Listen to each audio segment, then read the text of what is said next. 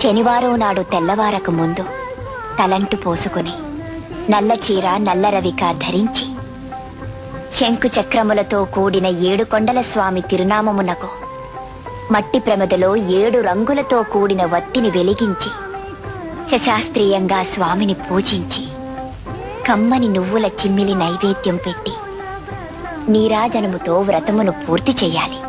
తిరిగి సాయంత్రం వరకు ఉపవాసం ఉండి స్నానము చేసి పసుపు చీర పసుపు రవిక ధరించి వ్రత విధానము సాగించి స్వామికి ఇష్టమైన చక్కెర లడ్డూలను నివేదనము చేసి నీరాజనమునిడి ఒక అతిథిని ఆహ్వానించి భోజనాదులతో సత్కరించి అతిథి భుజించి విడిచిన ఒక మెతుకును అమృతమస్తువని ఆరగించాలి.